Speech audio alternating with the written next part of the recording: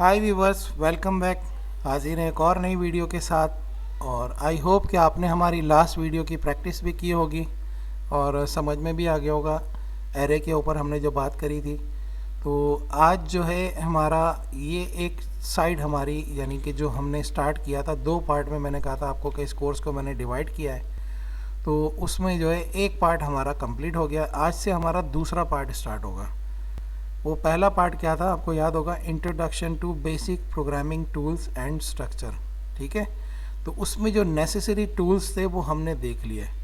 अब ये हमारा दूसरा पार्ट स्टार्ट हो रहा है जो कि है practical definition of object oriented programming. ठीक है, तो इसमें सबसे पहला टॉपिक हमारा आएगा यूज़र डिफाइंड मेथड। तो सबसे पहले तो इसकी कोडिंग देखते हैं, उसके बाद इसके बारे में मज़ीद डिटेल से बात करेंगे। ठीक है, तो ये कोडिंग जो है आपकी, आप देखें इसमें कि हमने क्या किया कि दो वेरिएबल्स डिक्लेयर किए हुए हैं और उससे ऊपर हमने क्या किया, एक सिग्नेचर डिफाइन किए हैं। और ये सिग्नेचर क्या है, यानी हमारी क्लास की बॉडी के अंदर हमने मेथड इसको हमने बनाया। ये चीज़ होती है डिक्लेयर करना किसी मेथड का। ठीक है, तो वो इस तरीके से होता है। तो इसमें पब्लिक तो पहले से हम क्लास में भी लगाते आए थे, मेन के मेथड के लिए भी किया था। तो ये जब इसका टॉपिक आएगा तो एक्सिस मॉडिफायर में हम इसको पढ़ेंगे पब्लिक क्या है। उसके बाद जो दूसरा वर्ड है वो है वॉइड। वॉइड का मतलब असल में ये होता है अवॉइड से निकला है। वॉइड से मतलब क्या है कि अब जो आगे जो चीज़ जा रही है, जो बनने जा रही है, वो ये वाइड से मतलब ये होता है कि इसमें से कुछ भी बाहर नहीं आएगा।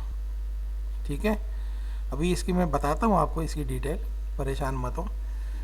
तो यहाँ पे बेसिकली अगर मैं इसका टेक्निकल वर्ड यूज़ करूँ तो ये होती है रिटर्निंग टाइप।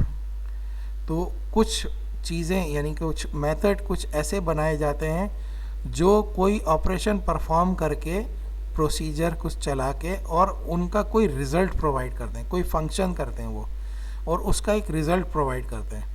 तो वो रिज़ल्ट जो है वो उस मेथड से बाहर आता है। जैसे एग्ज़ाम्पल आपको आप कर चुके हैं पहले कि आपने वो जो किया था इंटीजर डॉट पार्स INT, ये जो मेथड हमने चलाया था ना इंटीजर क्लास का, तो उसने क्या किया था, रिटर्न की थी एक वैल्यू।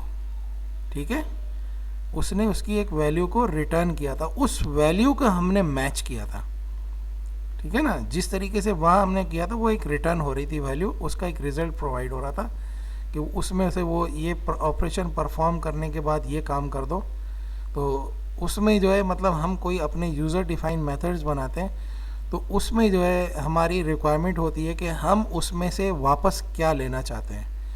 तो अगर हमें उसमें कोई फंक्शन परफॉर्म नहीं करवाना है, कोई ऐसी चीज़ नहीं करवानी है जिससे कि कोई वैल्यू रिटर्न हो, तो उसके लिए हमें यहाँ पे क्या करना पड़ता है कि यहाँ पे हम लगाते थे उसको वॉइड। वॉइड का मतलब क्या है कि अवॉइड करो, यहाँ से कोई भी चीज़ वापस नहीं आएगी। ठीक है, तो उसका हाफ यहाँ पे लिख दिया वॉइड। उसके बाद फिर तीसरे नंबर पे हम अपना जो मेथड बनाने जा रहे हैं, यूज़र डिफाइंड मेथड, तो उसका एक नाम देना पड़ेगा। नाम देने के बाद ये उसके सिग्नेचर है, ये पूरी जो लाइन है ना कि इसके मेथड को डिक्लेयर करने के लिए इसके सिग्नेचर है। ठीक है, तो इसमें यहाँ पे राउंड ब्रैकेट है। राउंड ब्रैकेट के अंदर अभी इस वक्त हमने कुछ भी नहीं लिखना। उसके बाद अब ये मेथड में होना क्या क्या है, तो वो इसकी बॉडी में, क्योंकि हम ये डिक्लेयर कर रहे हैं इसलिए अब इसकी बॉडी भी डिफाइन करनी पड़ेगी। तो उस बॉडी के अंदर हमें जो भी काम करवाना है वो हम उसके अंदर लिखेंगे। तो इसकी हमने कर्ली ब्रैकेट से, जैसे बॉडी जो स्टार्ट होती है वो कर्ली ब्रैकेट से ही होती है हर चीज़ की, क्लास की भी होती है, मेथड की भी, लूप की भी। लूप खैर वो उसमें कुछ चीज़ें ऐसी आती है जो डायरेक्ट भी हम कर सकते हैं बगैर कर्ली ब्रैकेट के, यानी एक इंस्ट्रक्शन अगर है तो हमें वो कर्ली ब्रैकेट लगाने की ज़रूरत नहीं है, डायरेक्ट हमने लूप लगाया और उसमें जो है वो एक अपनी प्रिंट की कमांड लिखी और आगे सेमीकोलन लगा दिया तो भी लूप चल जाएगा। लेकिन अगर मल्टीपल लाइन की इंस्ट्रक्शंस हो, इसीलिए मैं आगे लेके चल रहा हूँ आपकी बेस को, मल्टीपल लाइन की इंस्ट्रक्शन हो तो उसके लिए हमें कर्ली ब्रैकेट लगाना पड़ता है। तो ऐसा नहीं होगा आगे चल के आप मल्टीपल लाइन की कोई इंस्ट्रक्शन आप उसमें डालें और वो एरर दे दे, इसलिए मैंने आपको इनिशियलाइज ही उसी से किया था कर्ली ब्रैकेट से। लेकिन वो एक ऑप्शन हमारे पास मौजूद है, अभी बताने का मकसद ये था। तो यहाँ पे हमने एक यूज़र डिफाइंड मेथड के सिग्नेचर डिफाइन किए यहाँ पे। ठीक है, ये मेथड हमारा डिक्लेयर हो रहा है। तो उसमें हमने उसकी बॉडी स्टार्ट करी है। अब इसको ये बताना है कि आपने इस मेथड के अंदर करना क्या क्या है। तो उसके अंदर हम इसको बता रहे हैं कि यहाँ पे हम दो वेरिएबल्स डिक्लेयर कर रहे हैं और उनके अंदर वैल्यूज़ स्टोर कर रहे हैं। तो आपने सिर्फ ये करना है कि उन वैल्यूज़ को प्रिंट कर देना है। तो ये हमने अपना एक जैसे कहेंगे कि ब्लॉक बना दिया अपना, ठीक है। तो बेसिकली ये चीज़ कहलाती है इनकैप्सुलेशन, या यानी यूँ समझ ले कि एक थोड़ा सा एक कोडिंग को कुछ हिस्सा जो है उसको एक कैप्सूल में बंद कर दिया, जब ज़रूरत पड़ेगी तो इस कैप्सूल को हम खा लेंगे, ठीक है। तो खैर ये मजाक की बात थी, मतलब ये कैप्सूल में कुछ काम बंद करना होता है, ठीक है। तो उसमें हमने क्या किया कि अपनी मर्ज़ी का कुछ काम, कुछ ऑपरेशंस, कुछ फंक्शंस, उनको उसके अंदर हमने कॉल किया है, यानी उनको डिक्लेयर किया और उनको इस्तेमाल किया उसने उसके अंदर, और उनको हमने प्रिंट करवा लिया। या और भी बहुत सारे काम होते हैं इसके अंदर, लूप भी लग सकते हैं, एरे डिक्लेयर होते हैं। जैसी रिक्वायरमेंट, जैसी कोडिंग है आपकी, जैसा प्रोग्राम आप बनाने जा रहे हैं, वो सब कुछ इसके अंदर बन सकता है, ठीक है। सारी चीज़ें इसके अंदर आप डाल सकते हैं, लूप डाल सकते हैं, इफ़ डाल सकते हैं आप, इसके अंदर ये एरे डाल सकते हैं, स्ट्रिंग डाल सकते हैं, और बहुत सारी चीज़ें, सब कुछ आप इसके अंदर डाल सकते हैं जैसी आपकी नीड होगी उसके हिसाब से। तो इस वक्त आप कंफ्यूज नहीं हो गए इसमें, तो मतलब हम कैसे डालेंगे, क्या करेंगे, जब वक्त आएगा तो आप उन चीज़ों को भी देख लेंगे कि ये किस तरीके से होती है, ठीक है। यहाँ पे कॉन्सेप्ट ये देना है कि अगर हम अपना मेथड खुद बनाने जाएं तो वो कैसे बनता है। तो उसका बनाने का तरीका ये है कि उसके सिग्नेचर, यानी पब्लिक, ये एक्सिस मॉडिफायर, रिटर्निंग टाइप है तो ठीक है, नहीं है तो वाइड, ठीक है। अगर वो रिटर्न कर रहा है न्यूमेरिक वैल्यू कोई फंक्शन, तो यहाँ पे वाइड की जगह INT लिख दिया जाएगा। अगर उसके अलावा कुछ है तो अभी वो डाटा टाइप हमने अभी पढ़ी नहीं है, तो मैं उससे ज़्यादा कुछ बोल नहीं सकता आपको। स्ट्रिंग टाइप है तो स्ट्रिंग वैल्यू आप वो यहाँ पे स्ट्रिंग लिखना पड़ेगा, ठीक है ना। तो ये डिपेंड करेगा जो हमारी नीड होगी उसके हिसाब से, जब वक्त आएगा। तो अभी तो खैर उसकी प्रिपरेशन भी नहीं है मुझे, जब वक्त आएगा तो उसके बारे में देखेंगे हम। तो इस वक्त आपको एक कॉन्सेप्ट देना था कि रिटर्निंग टाइप की कोई चीज़ होती है। तो ये पूरी एक लाइन एक सिग्नेचर है, सिग्नेचर की बॉडी के अंदर हमने कुछ काम करवाया, ये हमारा एक मेथड, उसके जैसे ही कर्ली ब्रैकेट क्लोज हुआ, यहाँ पे ये हमारा एक मेथड क्लोज हो गया, यानी ये कंप्लीट हो गया। तो ये हमेशा जब भी होगा ये क्लास की बॉडी के अंदर होगा, मेन के अंदर कोई मेथड डिक्लेयर नहीं हो सकता, ठीक है। मेन के अंदर हम बनी बनाई चीज़ों को कॉल कर सकते हैं, जैसे वही अगेन मैं कहूँगा इंटीजर डॉट पार्स INT, तो वो एक मेथड बना हुआ था, हमने उसको कॉल किया। जैसे कंस्ट्रक्टर, उसको हमने कॉल किया था, करंट क्लास का कंस्ट्रक्टर को कॉल किया था। तो कंस्ट्रक्टर कहीं ना कहीं बनता भी होगा, तो वो बनने का जो एरिया है ना, वो यही क्लास की बॉडी होती है। तो इस वक्त हम कंस्ट्रक्टर की बात नहीं कर रहे, हम मेथड की बात करें, तो इसी के ऊपर फोकस रखेंगे। तो यहाँ पे हमने ऊपर एक मेथड अपना खुद बनाया है, और अब हम मेन की बॉडी में उतरेंगे, और यहाँ पे उस मेथड को किस तरीके से उठाया जा सकता है, ठीक है, उसको कॉल कैसे किया जा सकता है। तो यहाँ पे वो तरीका उसी तरह होगा जैसे कि हमने क्लास मेंबर वेरिएबल के लिए किया था, कि उन वेरिएबल्स को अगर मेन के मेथड में डायरेक्ट लिखते हैं तो वो यहाँ पे उनको नहीं उठा सकता था।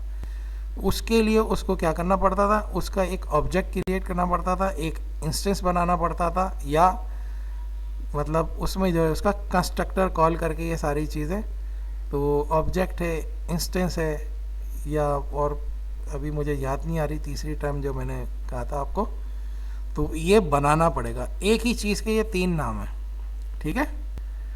तो उसमें जो है हमने क्या किया था कि वो ऑब्जेक्ट बनाया, और उस ऑब्जेक्ट के रेफरेंस से उसको वेरिएबल को कॉल किया था। उसी तरह इस कोडिंग में भी आपको नज़र आ रहा होगा कि पहले हमने कंस्ट्रक्टर कॉल किया करंट क्लास का, उस करंट क्लास के पास अपने, यानी कि मैंने आपको क्या कहा था, जब कंस्ट्रक्टर कॉल होता है तो वो यानी मेन का मेथड जो है इस वक्त इस कंडीशन में एक डिफ़ॉल्ट कंस्ट्रक्टर को बनाता है, यानी उसको जो है वो क्लास को रिक्वेस्ट करता है, वो क्लास अपने डिफ़ॉल्ट कंस्ट्रक्टर को चलाती है और उसमें अपने मेंबर मेथड्स और वेरिएबल को कॉपी कर लेती है। ये बात खैर रिपीट हो जाएगी अगली दफ़ा में, क्योंकि जब कंस्ट्रक्टर हम पढ़ेंगे तो ये बात मुझे दोबारा कहनी पड़ेगी। तो फिलहाल ये कि इसने क्या किया, मेन के मेथड ने डिफ़ॉल्ट कंस्ट्रक्टर चलाया, डिफ़ॉल्ट कंस्ट्रक्टर ने उसमें जो है उसके मेंबर, अगर इसमें तो वेरिएबल हमने मेंबर नहीं किया, हमने ये मेंबर, ये जो वेरिएबल डिक्लेयर है ना, ये हमारे यूज़र डिफाइन कंस्ट्रक्टर के मेंबर वेरिएबल है, ये इस सॉरी मेथड के, तो ये इस मेथड के बाहर आपको मिल ही नहीं सकते। अगर आप कहीं और लिखना चाहें ना कि ये स्ट्रिंग का एस दे दो या आईएनटी का ये दे दो, तो ये आपको कहीं और नहीं मिलेंगे, ये इस मेथड के अंदर ही जिंदा हुए और यहीं पे मर जाएंगे, इससे बाहर नहीं आ सकते ये, ठीक है। तो ये इस मेथड के मेंबर वेरिएबल्स हैं।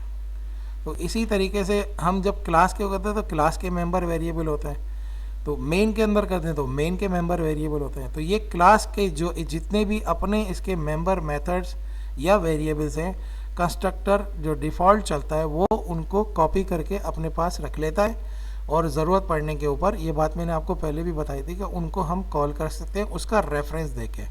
तो इस प्रोग्राम में भी हमने यही किया कि इसका रेफरेंस देके हमने, यानी कि जो ऑब्जेक्ट हमने कंस्ट्रक्टर जो कॉल किया था उसमें उसका रेफरेंस दिया कि जो ओबीजे है, ओबीजे के अंदर एक डिस्प्ले नाम का मेथड है, आप उसको एग्जीक्यूट कर दें। तो इसने क्या किया, मेन ने उस डिस्प्ले नाम के मेथड को यहाँ पे चला दिया। अब ये हमारे ऊपर था कि उस डिस्प्ले नाम के मेथड के अंदर हम क्या क्या करना चाहते हैं, ठीक है। तो यहाँ पे क्योंकि कॉन्सेप्ट देना था यूज़र डिफाइन मेथड का, इसलिए मैंने इसके अंदर कोई टिपिकल प्रोग्रामिंग नहीं की है, सिंपल प्रोग्रामिंग की है, ताकि आपका फोकस इस बात पे रहे कि ये मेथड कैसे बनता है यूज़र डिफाइन। इस बात पे ना रहे कि मैं यहाँ पे कोई कैलकुलेशन डाल दूँ, कोई टू का टेबल बना दूँ, कोई लूप डाल दूँ, कोई इफ़ स्टेटमेंट डाल दूँ, कोई एरे डाल दूँ, और आपका फोकस जो है वो डाइवर्ट हो जाए आगे पीछे, और फोकस रहे ना इसके ऊपर, मेथड के ऊपर, कि यूज़र डिफाइन मेथड किस तरीके से बनता है। तो इस वक्त सिंपल ये कोडिंग हमने करी है। सबसे पहले तो इसको हम करेंगे सेव,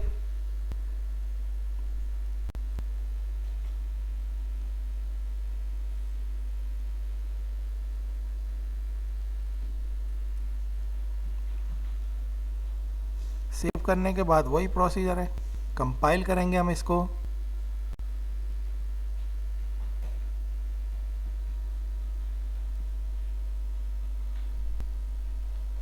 कंपाइलेशन के बाद हम एग्जीक्यूट करेंगे इसको।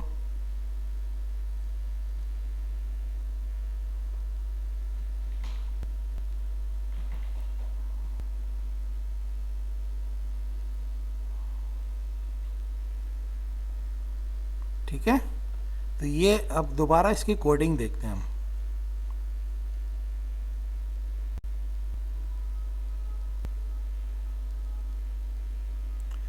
इसकी कोडिंग में आप देखें कि हमने जो है यहाँ पे क्या क्या लिखा हुआ है।